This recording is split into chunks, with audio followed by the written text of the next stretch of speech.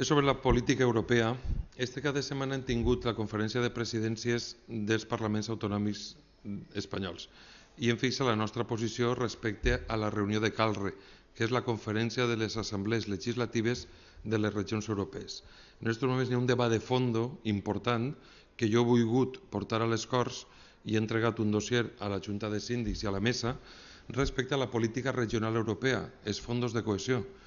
El passat 10 d'octubre, en nom de les Corts Valencianes, vaig signar amb el president de la Comitè de les Regions, Cas Lambert, l'Aliança per la Cohesió.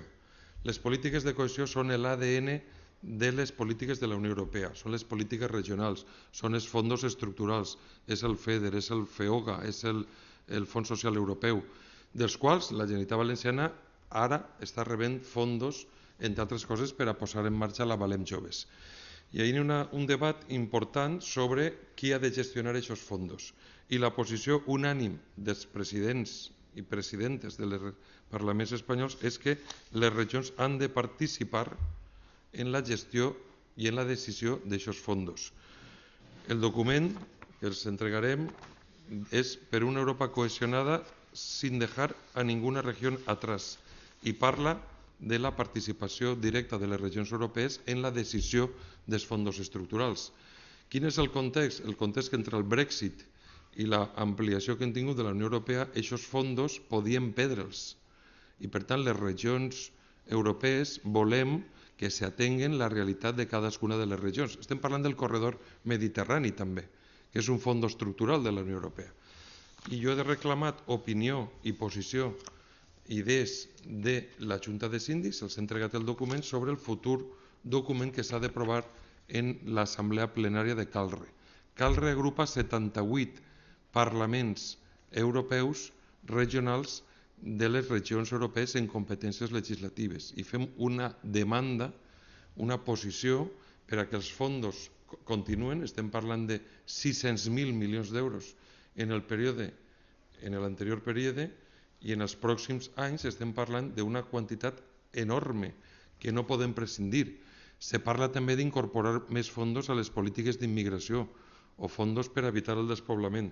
I per tant nosaltres creiem que és un debat molt substantiu, molt important, que suposa per a la suficiència de les arques públiques valencianes una dotació importantíssima i el que estem demanant per unanimitat és que se contemple a les regions per a articular aquestes polítiques regionals a nivell europeu.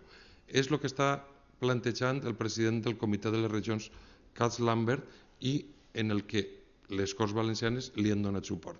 Ara, en la configuració de la posició i de la voluntat europea expressada per les regions, que som els que tenim més connectivitat amb els nostres territoris i amb els nostres ciutadans, diguem que volem ser protagonistes a l'hora de definir aquests fons regionals, demanem el seu manteniment, la seva potenciació i que s'atenguen a la realitat regional de les diferents regions europees. Aquesta és la idea que volia traslladar-los perquè em sembla que és un tema substantiu en els quals, per desgràcia, de vegades no fem massa èmfasi, massa ressò i són importantíssims per al nostre benestar futur. Si ha quedat ben explicat, doncs jo ja... No sé si s'ha entès tot. Sí, tenim el document, ara els farem arribar. Tenim el document aprovat en Saragossa per als presidents en el marc de la conferència espanyola, per entendre'ns, i ara és la posició que hem de dur per a configurar la posició de CALRE, de la conferència europea, de les assemblees legislatives de les regions europees. I configurarà una posició per a que quan se tinga que prendre la decisió se tinga en compte aquests plantejaments.